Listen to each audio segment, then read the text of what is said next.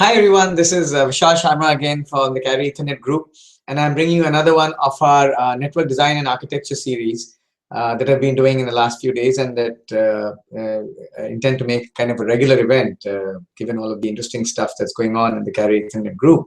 Now, this was a very interesting question that came up on the group regarding understanding why the committed information rate and the excess information rate, the CIR and the EIR, are actually called average rates. And Aditya K of Tejas Networks brought up that very interesting question. And we're going to talk more about this in this particular Hangout. But before I do that, let me kind of give you a quick synopsis of how these Hangouts are typically structured to go. Now, what I like to do is I tell you about the discussion of the issue that we are focusing on.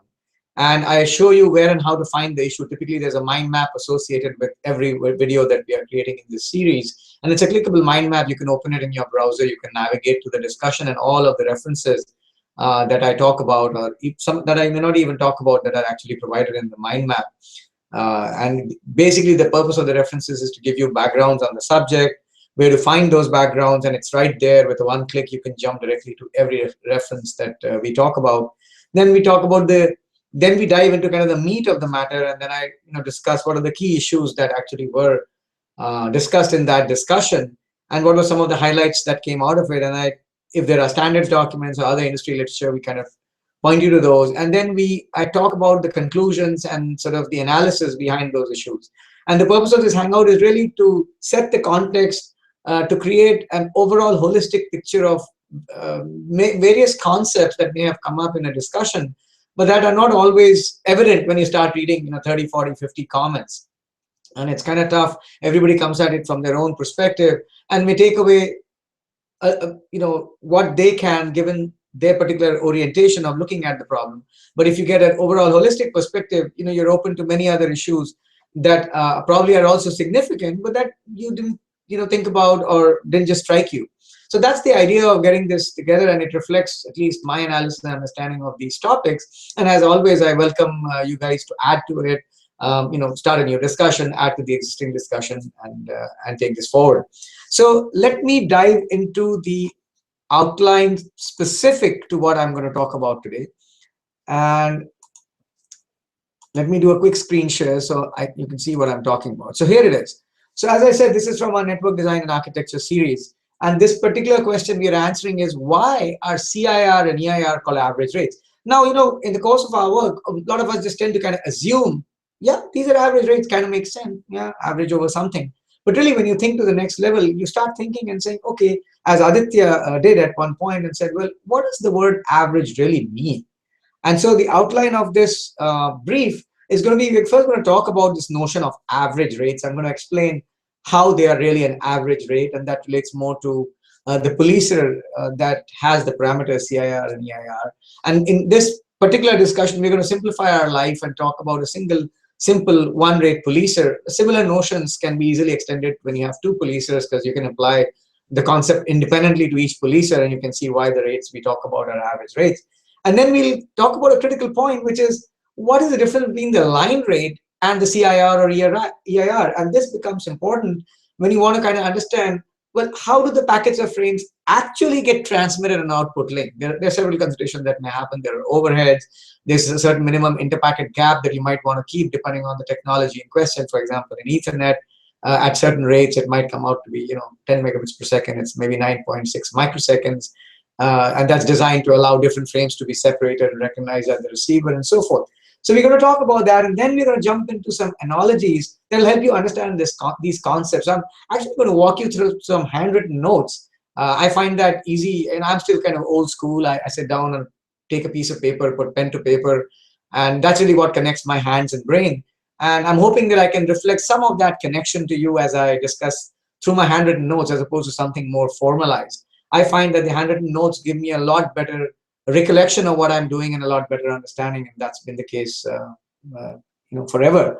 And then we'll talk about a critical question, which is, what's the time period over which we are measuring this average rate, and what's it really related to? What decides that? And you'll see that there's a certain relationship between the policer parameters that give you a minimum interval over which you probably want to compute the average rate, But I'm going to point out that in reality, when you actually measure average rate in any practical way, you're probably not going to get statistics on that small interval that we're going to see you need. And your actual averages are measured over much higher intervals. And then I'll talk about, summarize some key points, so you have some takeaways with you, and we'll talk about future steps. So let's dive right in, and let's talk about, why are they called average rates? And for that, let me quickly jump into my notes, shift the screen share, show you my notes so that you can actually see as I talk you through some of the theory behind this. So here are my notes. I've titled them Understanding Police at Average Rates, as you can see. And what I've shown here is that, first of all, we need to understand that CIR and EIR are all related to the parameters of a policer. That is regulating the flow of traffic into the network, either into a node or out of a node. And typically, of course, we try to police stuff at the ingress of the node or the network, and we shape stuff at the egress of the node or the network. And the idea is simple, when you're shaping something which is going to feed into another node down the line, you want to make sure that the shaping takes care of the way your ingress is going to police the traffic coming into it. But nonetheless, here our focus is on token bucket, what I call token bucket policers.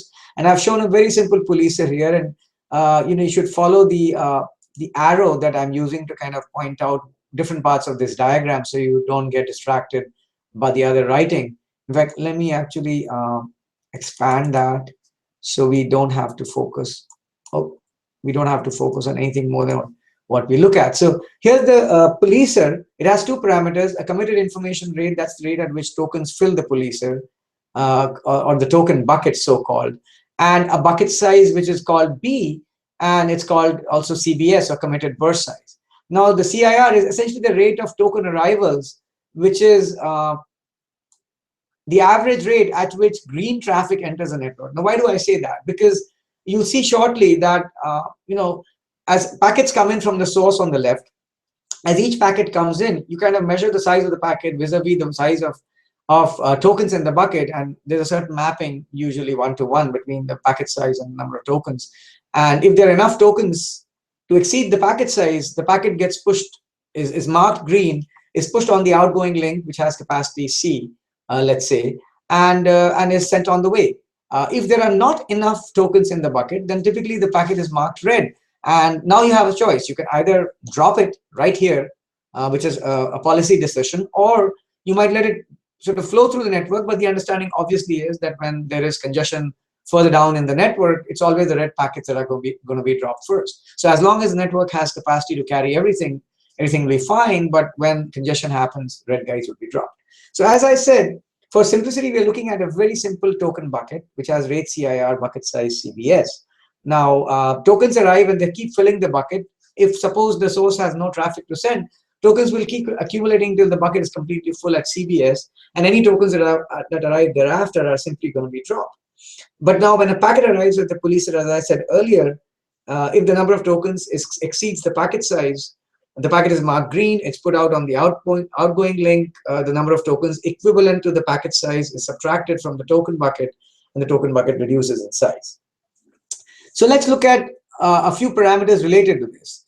And the link capacity C, the C, which we call link capacity, is also the outgoing link speed. And we can think of it as a uni-speed if you actually think of a scenario where you have a bunch of input links feeding a little sort of customer edge device, and that has an output link, access link that's feeding deeper into the network. So let's now compute the time to empty a full bucket at line rate C. Well, the size of the full bucket is CBS. Let's assume it's in bytes. And let's assume the link capacity is also in the same units, bytes per second. Then the cap T is the amount of time it takes you to empty the bucket at size C. However, remember that the bucket is being filled at CIR, not at C. So the time to fill the bucket at CIR, let's call it T prime, is going to be CBS, the burst size, the amount of data you need to fill divided by CIR. And so T prime obviously is greater than T, which we calculated here because CIR is less than capacity, link capacity C. So now the question is, over an interval of time T1, which is greater than this base interval T, how much data can the source send over the output link in that duration?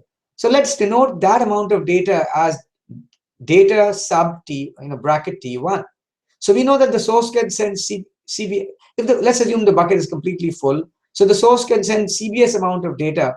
And so if there was a burst of data that suddenly arrives at the source and that is, less than or equal to CBS, or even, then a CBS amount will be transmitted out on the outgoing link. And that will take time T to clear the outgoing link. And while that is happening, what can be sent after that depends on how the tokens that are available in the bucket thereafter. So let's see how much time is it going to take for the bucket to empty fully.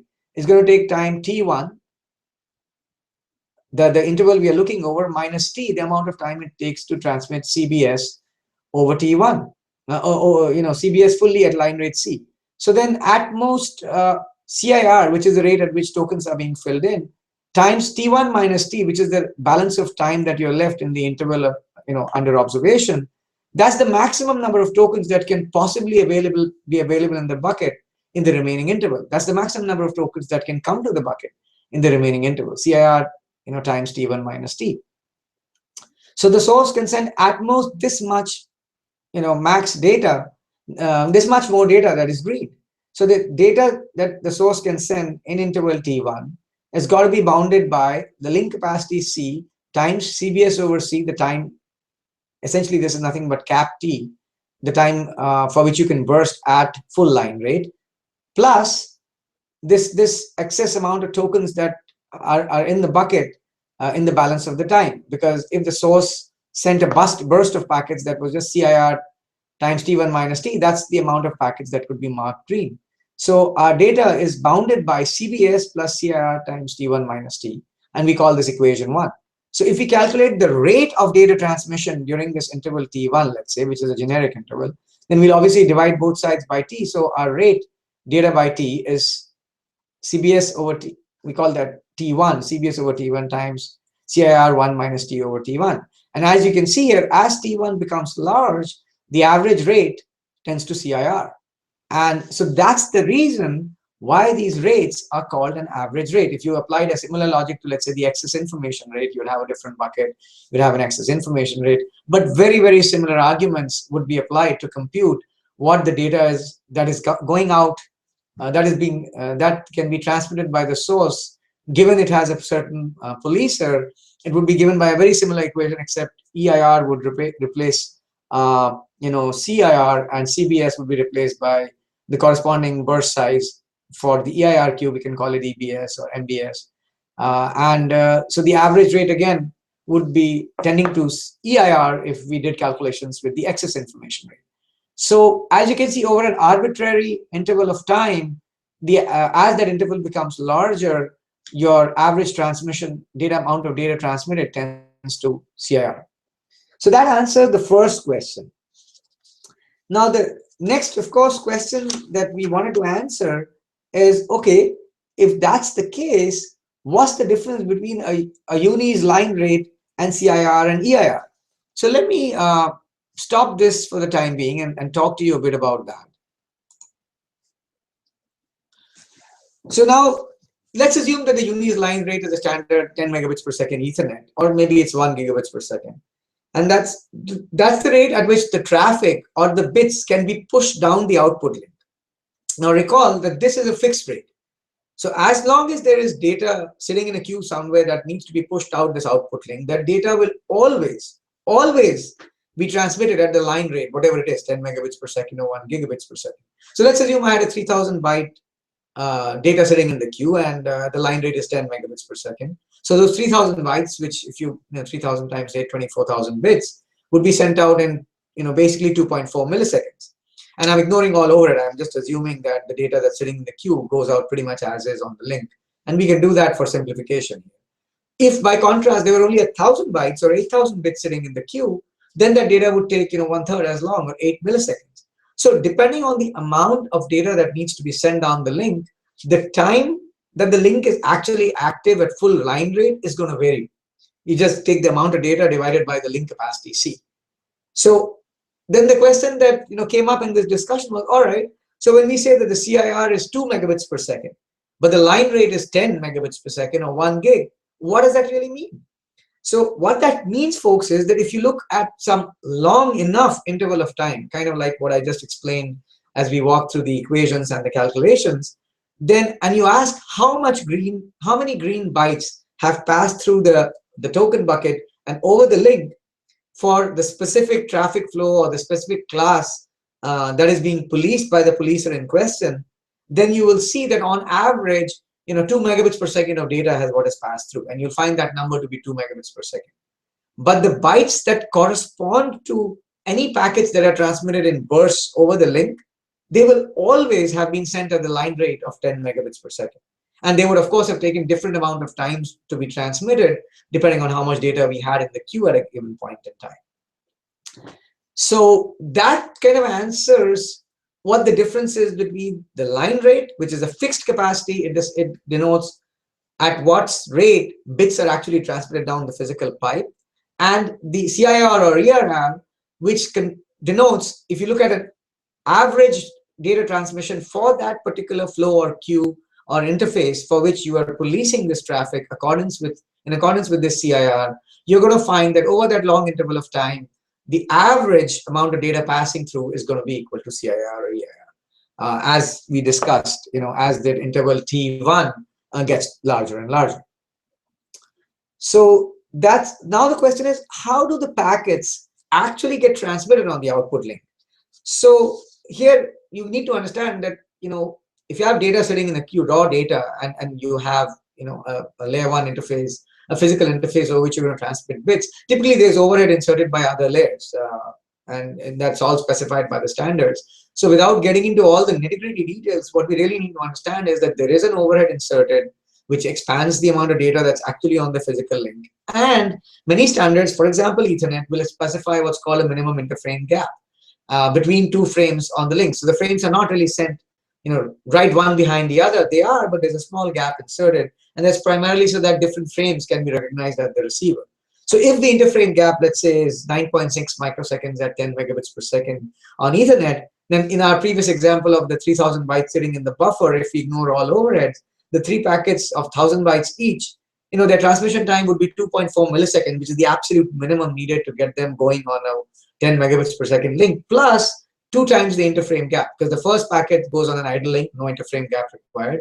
The next packet follows, 9.6 microseconds later, and the one after that follows another 9.6 microseconds later. And so that would happen. And so the bytes, when they're actually converted into Ethernet frames, and then they're transmitted over 10 megabits per second link, the overhead bytes and the IFG are taken account in that transmission. So if you really wanted to do the numbers very precisely, and you need to do that sometimes when you're configuring a queue, but you're guaranteeing a specific rate to your customer, but you need to make sure that you're not oversubscribing the link. You need to account for the overheads. So there'll be certain limits to how much of a rate you can guarantee, the max rate you can guarantee to a customer. You need to take these fine overheads into account. But conceptually, the interframe gap and overheads don't really change the idea that CIR is the average rate you're going to see on that link of green traffic over a period of time. So that helps me answer how packets actually get transmitted. Let's now go back to a screen share. And one thing I forgot to show you guys before I get into some of the theory, or maybe I'll get into the theory first, and then we'll come back and see more about the discussion. So let me go back to my notes, and let's switch over to understanding a little bit more about what we said. So again, going back to the notion of why this is an average, the real reason that this is an average is because there's a number of distributions of packets that will satisfy the envelope that was defined by equation 1. And just to review, equation 1 told us that the data in time interval T1 is given by the burst size plus CIR times T1 minus T, where T is the interval it takes to empty the bucket of size CBS at full line rate C. So T is basically CBS divided by link capacity C. Now, if you think about it, if you plot rate on the x-axis, y-axis, and time on the y-axis, and this conceptually, you can see that the source can transmit at rate C on the outgoing link for time t, as we just saw in the equation, and then thereafter it can transmit at a rate CIR for interval t1 minus t. And again, this is conceptually defining an envelope. It doesn't mean that, as you'll see in an example, that at every given point in time, You're just constantly transmitting at CIR. But this is the envelope, and this defines the total amount of data that the source can send over an interval T1. So this kind of puts the upper bound on it. So let's take a particular example and let's look at what visually what we mean by average rate. So let me just look at this part first. So we'll consider a packet of frame size of 1,000 bytes, and I have to thank the folks on the discussion, who, by the way, I forgot to name initially. So there were about 6 people involved. Aditya raised the question, and then there was Stephen Hope, Larry Sandberg, Azar Khwaja, and Samuel Olmsted, and myself that had these discussions that you're hearing the distilled outputs from. So let's say the packet size is 1,000 bytes. We'll work in bytes totally. The line rate C we'll put as 10 to the power 6, 1 million bytes per second, which translates to 1,000 frames per second of 1,000 bytes each. And the CIR is 20% of line rate C, so that's 200 frames per second. The CBS, we'll just set it at 5 kilobytes, which is 5,000 bytes, so therefore 5 frames or 5 packets. The time to empty the bucket at line rate is simply obtained by taking the bucket size, dividing by the frame size. You work through the math, you get 5 milliseconds. Remember that you can empty the bucket in 5 milliseconds, but it's filled at the CIR rate, so you can't really fill it in 5 milliseconds. It takes CIR, 5 kilobytes times divided by 200 frames per second, or 25 milliseconds to actually fill the bucket. So here's it pictorially. You got a bucket, 5 frames worth of CBS. CIR is 200 frames per second. The source is sending traffic from the left. The output link is running at 1,000 frames per second. And we have these 2 time intervals, T for emptying the bucket, which is 5 milliseconds, and the refill is in 25 milliseconds. So let's look at now several types of input arrival patterns and the output departure patterns for exactly the same kind of data. So let's assume that at time 0, we had a burst of 5 frames which just came in from the source on the left. And since the bucket is full, all of them will be marked green, and they would be released on the output link immediately. Now, it would take 1 millisecond to transmit a frame at capacity C, 1,000 frames per second. So the 5 frames that just came in as one burst would take 5 milliseconds to go out on the output link. Now, in that much time, since the bucket is being filled at 200 frames per second, or 1/5 of the link capacity, 1 packet's worth of tokens would have accumulated by the end of the 5th millisecond. And so if the source has another packet that arrives exactly at time 5, it's going to get released immediately. But now, let's assume that nothing arrives, or even if it does, it's just going to be dropped, because there's no other, there's not 1 packet's worth of tokens in the bucket yet. And remember, packets have to leave in some granularity. And we're assuming here that that granularity is equal to a frame size of 1,000 bytes.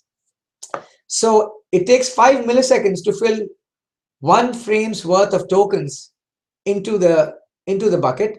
And so at the 5th millisecond, if you have a packet coming, which is packet 6, it gets released immediately, but then you've got to sit for another 5 milliseconds for the tokens to accumulate.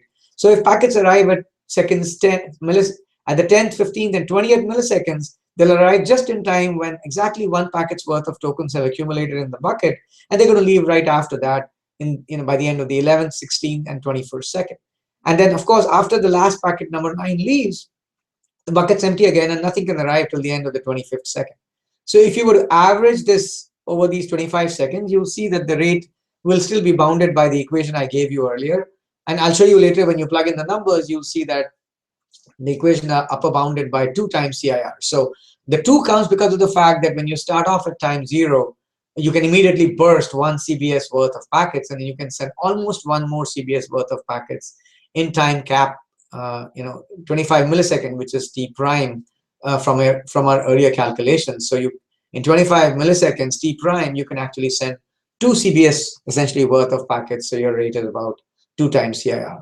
But let's look at another traffic pattern in another example. Let's say we have the same burst of 5 packets coming in, but now instead of 1 packet arriving every 5th millisecond thereafter, you have packets bunched together. So packets 6 and 7 arrive exactly at the 10th millisecond.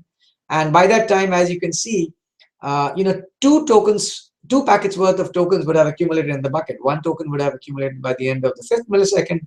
The second frame worth of tokens would have accumulated by the end of the 10th. So we just have enough tokens to release both packets 6 and 7 right as soon as they come in. And if the next pair of packets arrives at the 20th millisecond, you can again release them. And if again you look over the interval of the first 25 milliseconds and you average, you can see that the distribution of packets is quite different.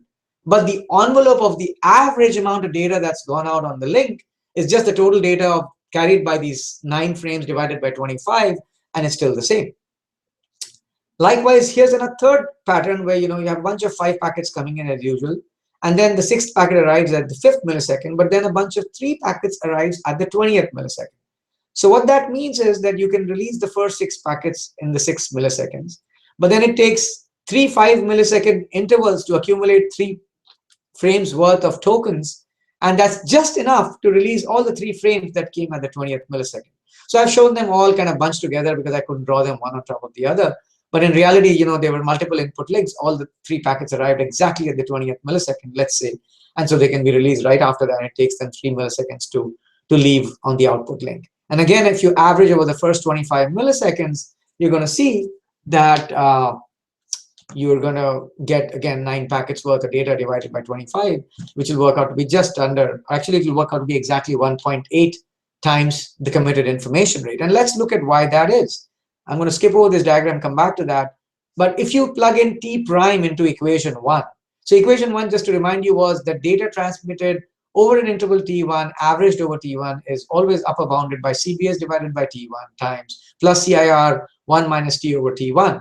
And now our interval T1 is nothing but the interval T prime, which takes to fill the bucket at the rate CIR. So when we substitute, you get data T prime by T prime is bounded by CBS over T prime, but that from our previous calculation is nothing but CIR plus CIR, and you divide out, it's 1 times 1 minus T over T prime.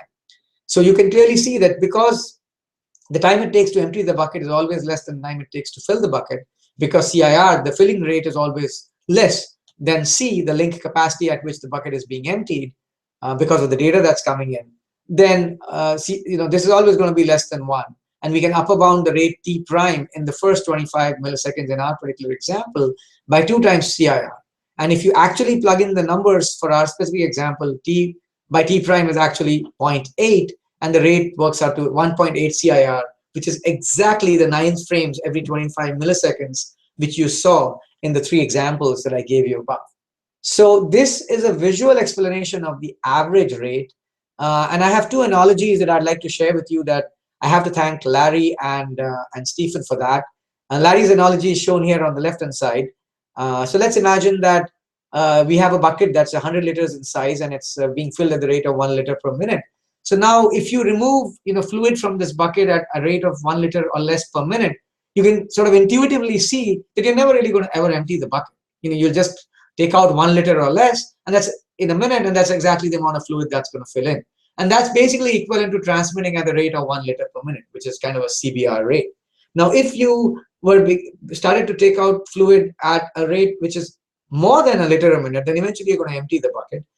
The max you could take out, is 100 liters right away. You could kind of empty the bucket instantaneously, which would be like a burst of data equivalent to 100 liters arriving all of a sudden from the source, and all of it is consumed to allow the source to transmit 100 liters worth of stuff. And then it takes 100 minutes for the bucket to fill up again, and then you'll be able to transmit 100 liters again. So that's the other extreme, where you take 100 liters in one shot, you wait 100 minutes, and then you take another 100 liters. If you average over 100 minutes, you'll see that average will again be 1 liter per minute. So, but the distribution is quite different. So that's another way of thinking about sort of the token bucket scheme. And Stephen gave a nice analogy where he talked of like looking at a television screen up close. You're just going to see a bunch of dots. But when you actually sort of move away, let's say you move away about 10 feet, you're not going to see a bunch of dots. You're actually going to see a lot more than that. You're actually going to start to see an image like we are seeing here, some kind of a nice scenery with the sun shining and so on. And what Stephen said is that, let me just actually get to Stephen's comments, and because he says it extremely well.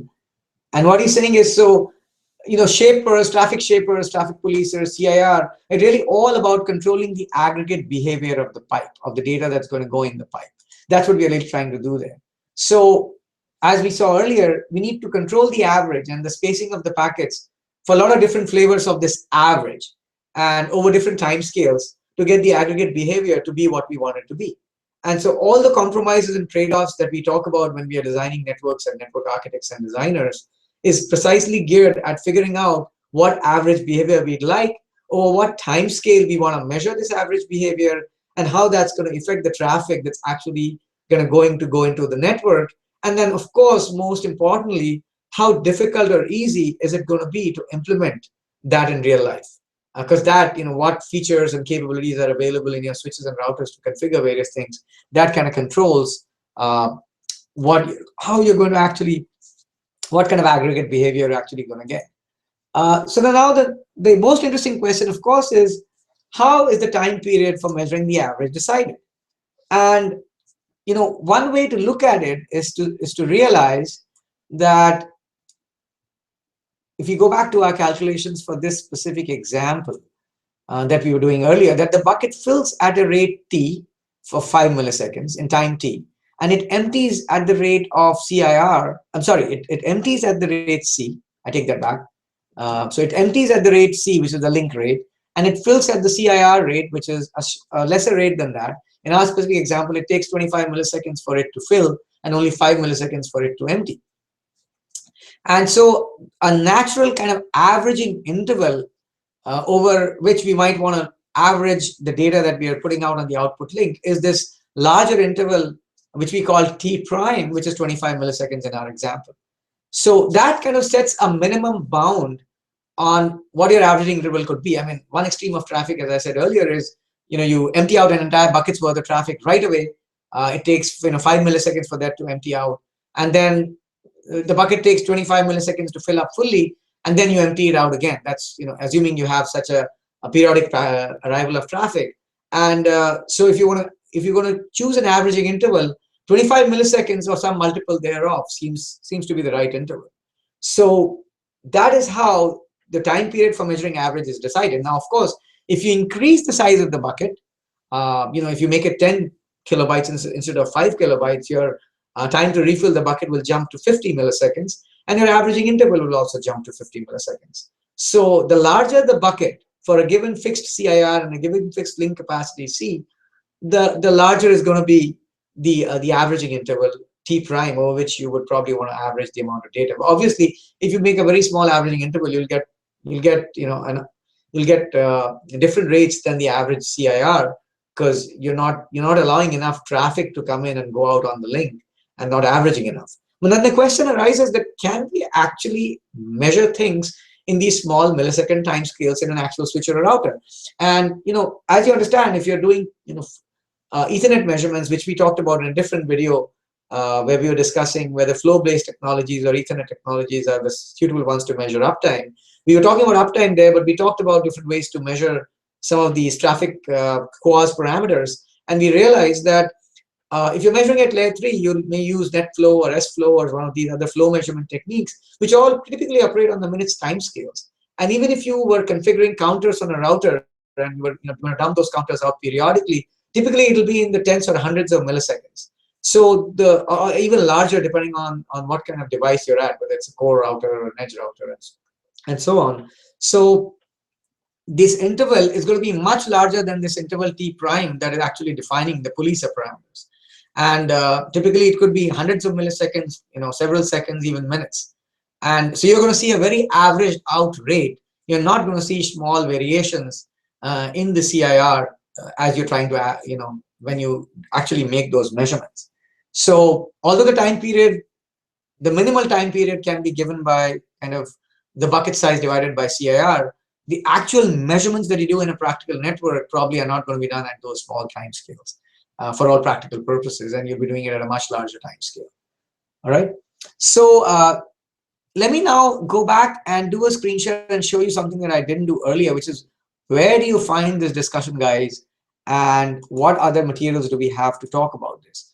So I go back to the mind map that I've shown you many times before.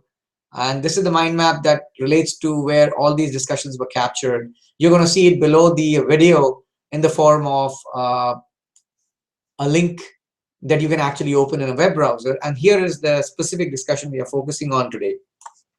So what I've done, guys, is I've provided you some interesting references. I think one of the good background references is a MEF document that talks about bandwidth profile. Just a nice one to kind of get an introduction.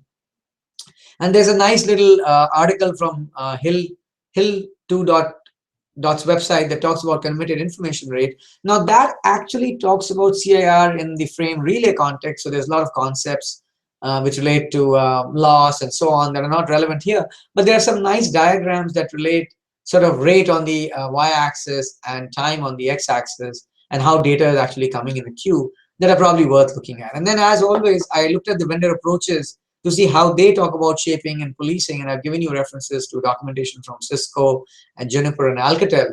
And you'll see that Cisco's documentation is the one that comes closest to the concepts that we've discovered. They talk about an interval of measurement, TC or TE, and bucket size, BC or BE, depending on whether you're doing committed or excess burst size and burst rates and so on. And interestingly enough, the way Juniper configures traffic shapers and policers, I just want to make a note here, is that their shaper does not necessarily by default have a queue associated with it. So you'll see in some of these pointers that people have pointed out that you need to give a specific sequence of configuration commands on most Juniper devices to be able to attach a queue to the shaper to get the right effects. And then finally, there's Quaz documentation from Alcatel-Lucent, which is very extensive. They have a lot of hierarchical policing and shaping, which I referred to in a different video as well, but you'll see that here as well. And the other nice reference I found was this burst testing reference from JDSU. Let me see if I have that open. I actually don't this minute. That has some very nice diagrams and talks about how the notion of burst testing, but in the process also explains about shapers and policers and so on. In fact, let me see if I can open that and do a shift screen share so I can actually show you that document as well. So you at least have an idea of what it looks like. So let me quickly switch over and come back to my screen share menu and go here. There you go. So that's what this document is, the JDSU document. It's like an application note. They really talk about TCP burst testing. But if you go down, and they have some nice little background information on where it really plays a role in wireless backhaul and cloud computing. So a nice little piece there. But the interesting part is they talk about CIR and CBS, which is a subject we've covered in 2 of our videos. So, and of course, this famous two-tap diagram from MEF document, but they also give you some examples. So that is can fill you in more beyond the examples that I discussed. You can actually go read these 2 or 3 examples and understand better about how bursts get spaced out if you're using shaping, or how bursts can be marked green or red if you're using policing, and how the bucket fills up over a period of time and then is ready to release more traffic into the network. So these are some great examples that I think you may find valuable. So again, just to summarize what we've been talking about, which I like to do at the end of every video.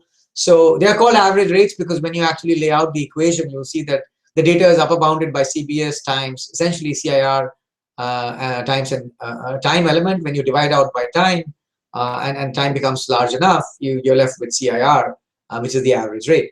And we must be very careful that the rate of the link is fixed. It's the rate at which bits are actually transmitted on the link if there are bits to transmit, whereas the CIR is decided by the rate at which you're filling a particular imaginary token bucket, and that's typically less than or equal to line rate, obviously. And when packets are actually transmitted on the link, they always go out at rate C. And of course, in some cases, an overhead or interframe gap may be inserted, which is going to change the numbers a little bit.